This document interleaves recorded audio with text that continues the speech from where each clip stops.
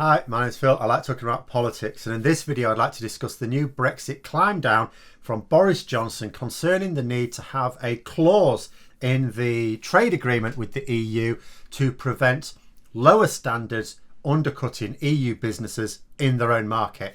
I'm also going to be trying to reason through why it is that Brexiteers are so against this when on the face of it, it does exactly what they would want. But first, if you'd like to be notified of daily news and politics, please subscribe to the channel and click the bell notification icon. So on the face of it, Boris Johnson made a serious tactical error this year with the Brexit negotiations. I was a bit confused as to why, but I've had a bit of a reasoning and I think I may have come up with something. Essentially, it goes like this. So in order to get a free trade agreement with the EU, we need to agree common standards. Now, that was in the political declaration. It was understood on both sides. Boris Johnson agreed with it. The EU would not allow the UK to undercut them in their own market. It's all right, people saying, well, we should have the sovereign right to set our own standards. Yeah, we do. Yeah, that's fine. But they have the sovereign right to decide what standards of goods should enter their market. That's all there is to it. But then a proposal came up, and it came from the EU. So they said, look, I'll tell you what, we can arrange a deal where you don't have to adopt EU standards if you like.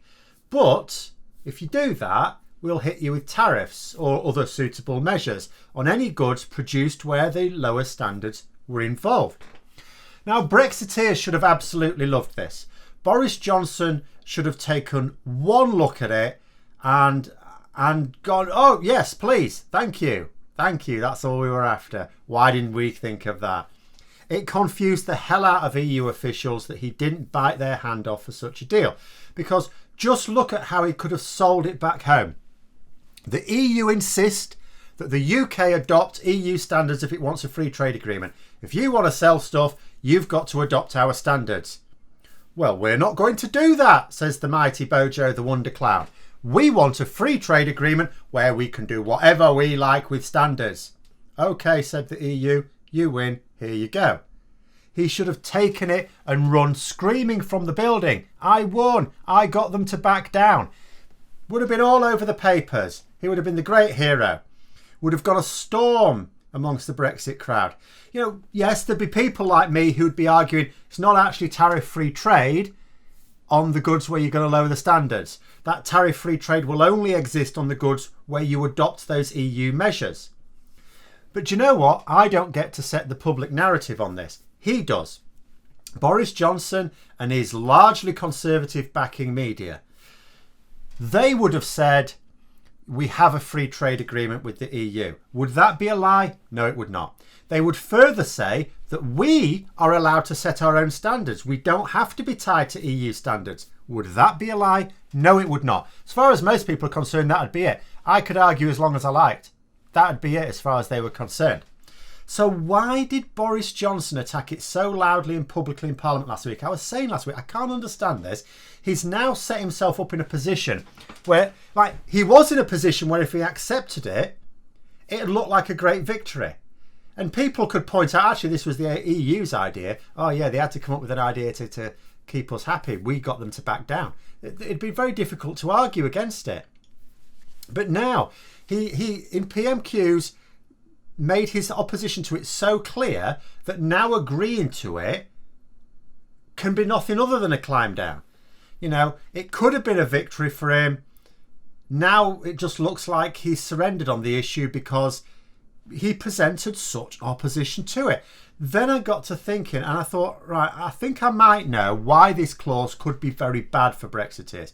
Not right now. That's the thing. Right now, no. In a few years' time, though. So let's consider. So if we don't get a deal, so if it's a no deal scenario next year, you can basically split British goods for export to the EU into one of two types.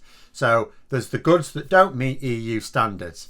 We can't sell those in the EU. That's all there is to it. Sell them somewhere else. Two, our goods will meet EU standards, in which case they can be sold in the EU, but will be subject to import tariffs. Now, with this clause, there are actually three categories. The first one is still, you know, if the goods don't meet the basic standards, you can't sell it in the EU, obviously. Two, The goods can be fully compliant with EU standards.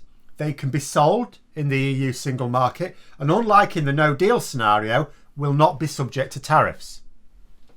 But then there's a third category. This would be goods that the goods themselves meet the standards. They're fine to be sold in the EU. However, the manufacturing process doesn't. For example, it might have been produced with lower environmental standards, or poorer worker rights, or something like that. In this case, the goods can still be sold in the EU, but tariffs will apply. Now, let's just think that third one through. So, with this clause, tariffs will apply on any goods that take advantage of either the government lowering standards in like environmental protections, workers' rights, whatever, or if the government maintain those standards but the EU raise them. In other words, they don't keep in step, they diverge from them. But those tariffs will only apply on goods where that is the case. On other goods, they'll be fine, they'll still be tariff free. So it's still better than a no deal, even if we intend to diverge a lot of standards. Obviously, Johnson intends to do this in his race to the bottom to undercut the competition. But although he could still do it for some other markets, unless they have an issue with that, it won't work against our largest market, the EU single market. Then think about what that means. So tariffs would then be applied to those goods. Tariffs are payable by EU businesses importing those goods, but the tariffs are paid to the EU. So what would happen is that Boris Johnson would lower standards. This will, of course, negatively impact British workers because it hits us. It might mean poorer working conditions, for example, less paid annual leave. It might be easier to just fire you for no good reason, something like that. It will make goods cheaper to manufacture, but they will not be more competitive in the EU because the EU will just apply corrective tariffs or something else to balance it out. And those tariffs, where applied, will be payable to the EU. So there will be taxes for them. So what the government would be doing is lowering the quality of life for British workers, and the EU would be making a profit out of it. That's not going to really show Brexit in a very good light, is it? I mean, right now, that's just the arc that this policy would take. But at the moment, we don't know exactly which standards would be lowered or how they would be lowered. We don't know what sort of tariffs would be levied. So it's all hypothetical, albeit certain. We know it's coming. But, the detail is hypothetical at the moment. But in a few years' time, we'll have data on this because we'll be able to point to exactly how much the EU have made in those import tariffs on British goods, because it's all a matter of public knowledge, this. So all of the goods that fail to meet their manufacturing standards, so to speak, but can still be sold in the EU, tariffs will be levied. We'll be able to look up how much. It's a mechanism that allows Britain to lower standards that cheapen all of our lives, at our cost. But rather than it costing the EU because we're undercutting them and taking trade away from their businesses, it'll actually be profitable because the EU businesses will remain just as competitive and the EU will be, collecting all those lovely tariffs.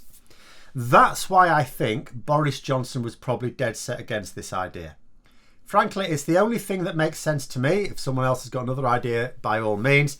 I could think of no other objection to something that he could absolutely have sold as a great victory if he'd eagerly taken it as soon as it was offered. Because to see it as anything other than a great victory would require that you know some of the detail about what's going on with the EU. For most people in the country, they don't. They would absolutely accept it as a victory. So now we have to ask, so why the climb down? I mean, there's a couple of things about this. So first of all, Boris Johnson has accepted the principle that a clause of this kind needs to exist. So that in itself is a huge climb down on his ranting last week. But that doesn't mean to say he'll agree to the deal still. There are some who thinks he wants a no deal. I don't. I think he's desperate for a deal. And I think backing down on points, even in principle, even though he hasn't accepted the detail of such a clause, he's accepted the principle. That is enough of a climb down to reinforce the view for me. Why would he make that concession if it weren't that he's As far as I see it, he's trying to walk tentatively towards a deal. He's trying to avoid overshooting and doing more than he needs. He's already realised he's got to do a lot of the backing down for a deal. He just doesn't want to back down too much, if you see what I mean. So he's tiptoeing. He's like moving a little bit and then saying to the EU, is this enough? No, a bit further. All right, is this enough? And just edging very close to it. The second thing is, you know, it's probably just that he accepts that it's the best he can hope to get now. You know, he may have finally gotten through his thick head that the EU is simply not going to allow them to undercut them in their own market. The German car manufacturers haven't come to their rescue. Sorry about that there. You know, this clause lets him lower standards. It's perfectly fine. He won't be breaching any treaty in doing so. And he gets to tell everyone that we can set our own standards now. He'll, you know, that could still allow him to profit in other markets, much smaller ones, potentially.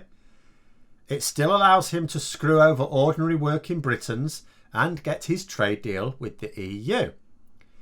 Yes, it will be embarrassing when trade tariffs start appearing on some of our goods when it's supposed to be a free trade agreement. And it will also be embarrassing when people like myself will start getting that data in a few years' time and working out how much money the EU are making from his diverging of EU standards without any loss of competition themselves. But on the other hand, we won't be able to do that for a while. Consider this. So if we get the deal early next year, let's say he spends a year diverging a load of standards. You know, it takes a certain amount of parliamentary time to get these things through. But let's say he's done that with a significant number of standards, environmental, and which would be a bit embarrassing hosting COP26 next year, but still. And workers' rights, and it takes a year to do that. So tariffs start being applied. In the year that tariffs are applied, we won't get to see how much has been levied until the year after, when all that data is collated, and it won't be right at the start. So you could be talking about 3 years before we get that data. By which time you could argue that even Boris Johnson may not imagine that he's still going to be Prime Minister at that point, or if he is, that he'll have found another wheeze to distract the people from. So he may not care about something that's going to happen in a few years' time. So that may be it. That's my thoughts anyway. Let me know yours in the comments below. I hope you found the video interesting. If you did, don't forget to click the like button. And if you'd like to support the channel further, please also click the Patreon link for details. And until next time, I'll see you later.